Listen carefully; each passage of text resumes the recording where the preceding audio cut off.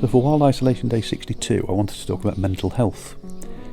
It's just coming to the end of Mental Health Awareness Week, so I just wanted to talk a little bit about my journey with mental health over the last 2 years.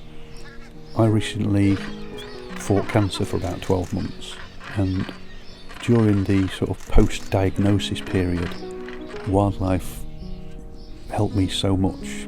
My partner Lynn and myself went on quite a few excursions to different places around the country recording wildlife, and this is when I started making films for YouTube, because it really used to help me take my mind off of what I was going through. While I was filming, while I was editing, while I was watching back, my mind wasn't thinking about the cancer, which meant it got a rest from the worry and the stress of life. I was in hospital quite a while after treatment, and I'd got a tiny little square of sky I could see. But whenever a crow or a gull or a pigeon flew through that space, it just made me smile and lifted my spirit. And then when I got home after treatment, I had the garden, and when I could finally get out of the house and I'd got the energy to drive, there's a place about 5 minutes away from here called Ambergate Canal, and I spent hours and hours down there. And I found this seat, and I used to take a little bit of birdseed down with me.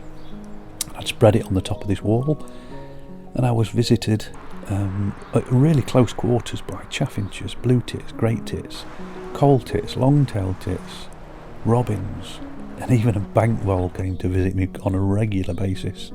And I can't tell you how much that aided my recovery, and I'm sure it helped speed the recovery up.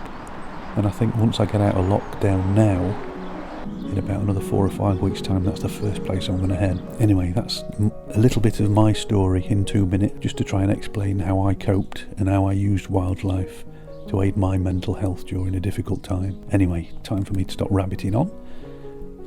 Look after yourselves, look after each other, and I will see you tomorrow. Ta-da!